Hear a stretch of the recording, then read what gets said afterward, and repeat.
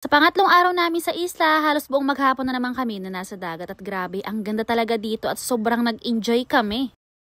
Bago nga kami pumunta dun sa pagliliguan namin, ay pumunta muna kami dito sa may gilid ng dagat para magtingin-tingin ng mga isda na pwede naming baunin mamaya. At dahil nga kahapon, purong isda ang ulam namin, purong inihaw at para nga daw maiba naman ngayong araw, pusit naman daw ang dalahin namin. Mga bandang alas 8 dyan na umalis kami at hindi na kami nagpatanghali pa ng sobra kasi mainit magbiyahe, masakit sa balat. Malapit lang pala tong pinuntahan namin at 15 minutes nga lang ay nakarating na rin kami kaagad dito. Alam nyo ba, isa sa pinakang nagustuhan ko dito sa isla na pinuntahan namin ay yung kanyang buhangin. Ang puti kasi at saka kapag titingin ka nga sa dagat para kang aantukin kasi nakakasilaw yung buhangin, maputi. Maaga din pala kami dyan na nag-asikaso ng mga lulutuin namin para ngayong tanghalian para mamaya wala na kaming iisipin at maliligo na lang ng maliligo. Calamares nga ang naisip ko naluto dito sa binili namin na pusit kanina at dito na nga lang din ako nagluto sa may gilid ng dagat. Nagkubli na lang ako sa maliit na bato para hindi masyadong mahangin. At habang nagluluto nga ako dyan, biglang merong dumating na bangka at mukhang kakatapos lang nila maglambat at yung lambat nga na dala-dala nila merong pang mga tatanggalin na mga isda. Hindi ako sigurado kung ano bang tawag sa isda na to pero mahahaba siya at saka mahaba din yung kanyang huso. Pero sa tingin ko ito ay bilaan. Medyo marami din naman dyan yung nahuli ng lambat nila at sa tingin ko nga talagang huminto sila dito para ayusin yung lambat nila at syempre kasama na rin dyan yung pagtanggal ng mga isda. Ang bangka pala na yan na huminto dito sa may tapat namin ay kakilala ng kapatid ng uncle ko kaya naman binigyan nga kami ng ilang pirasong isda na pang ulam. Pangatlong araw na namin dito sa isla at puro laman dagat nga ang palagi naming inuulam at hindi pa nga rin kami nagsasawa hanggang ngayon kasi nga fresh na fresh naman kapag